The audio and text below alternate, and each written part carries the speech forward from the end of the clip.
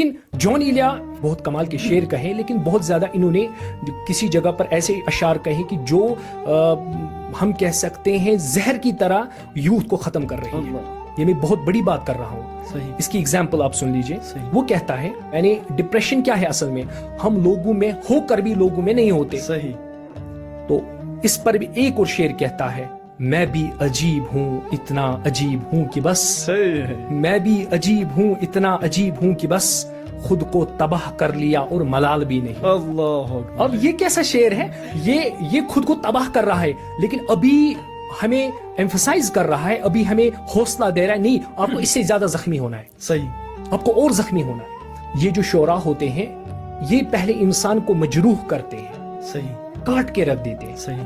لیکن جب یہ کام ہوتا ہے کہ اب یہ مداوا کریں، کچھ شعراء ہوتے جو بہت اچھا مداوا کرتے ہیں. جیسے ایک شاعر ہے ثاقب ہے ان کا نام، وہ لکھتے ہیں مشکل عشق میں لازم ہے تحمل ثاقب، مشکل عشق میں لازم ہے تحمل ثاقب، بات بگڑی ہوئی بنتی نہیں گھبرانے سے، بات بگڑی ہوئی نہیں بنتی گھبرانے سے. یعنی چلو اس نے کچھ اشعار میں کسی کو مجروح کر دیا، وہ کاٹ کے رکھ دیا، لیکن اس شعر سے اس نے لاسٹ میں مداوا بھی کیا، ہیل بھی کیا. لیکن اب جان ایلیا زہر کی طرح کیوں ہے؟ اب سنیں، وہ جب مداوا کی بات کرتے ہیں اس میں بھی وہ انسان کو کیا کرتے ہیں، حوصلہ شکنی کرتے ہیں. اب اس کو سنیں، چارہ سازوں کی چارہ سازی سے درد بدنام نہیں ہوتا.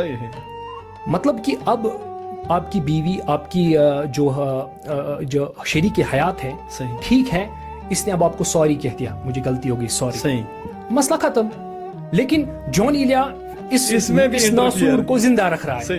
کہتا ہے کہ چارہ سازوں کی چارہ سازی سے درد بدنام نہیں ہوتا، ہاں دوا دو مگر یہ نہ بتا دو، ہاں دوا دو یہ نہ بتلا دو، مجھ کو آرام نہیں ہوگا.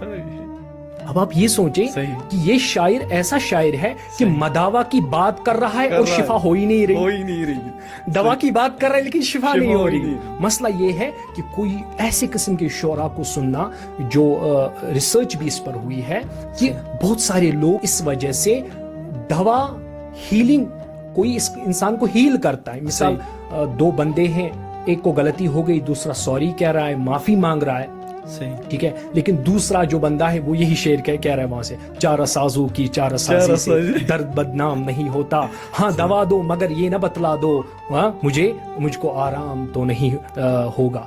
تو اس ٹائپ کی شاعری کرنا میں سمجھتا ہوں ہماری یوتھ کے لیے بہت زہر کا کام کرتی ہے. اس کو سننے میں تو بہت مزہ آتا ہے، لیکن شعر یہ بہت زبردست کہہ رہا ہے، اشعار بہت زبردست ہے، لیکن یعنی یہ اشعار جو ہیں ہمارے دلوں کو زخمی کرتے ہیں اور ہماری ذہنوں کو بھی زخمی کرتے ہیں. اگر ہماری لائف میں کوئی ایونٹ آ گیا، کوئی مشکل بھی ہے، فَإِنَّ مَعَ الْعُسْرِ يُسْرًا، مشکلات بھی ہے پھر آسانی بھی ہے، لیکن اگر ہم پھر اس مشکلات کے ساتھ ہی رہ گئے، چپک کے رہ گئے، پھر کیا ہے، پھر اس کو کھرے دیتے رہتے ہو، تو پھر کیا، تو پھر وہ ناسور بن جاتا ہے. یہ غالب بھی ہے، انہوں نے بہت اچھی باتیں بھی کہی ہے. اگر کسی جگہ وہ انسان کو حوصلہ دیتا ہے لیکن بہت زیادہ مقاموں پر حوصلہ شکنی بھی کرتے ہیں. لیکن ایک شعر ان کا ہے کہ موت کا ایک دن معین ہے، نیند رات بھر کیوں نہیں آتی، پہلے تو آتی تھی حال دل پر، اب کسی بات پر نہیں آتی. اب یہاں پر وہ حوصلہ شکنی کر بندے کو توڑ رہا ہے، لیکن کچھ مقام پر وہ کہتا ہے بازی جائے اطفال ہے دنیا میرے آگے، ہوتا ہے شب و روز تماشا میرے آگے. ہاں تو کسی اشعار میں وہ انسان کو حوصلہ بھی دیتا ہے، لیکن یہ مشکل ہوتا ہے، عام لوگوں کے لیے مشکل ہوتا ہے یہ ڈیسائیڈ کرنا کہ ہم کس شعراء کو سنیں.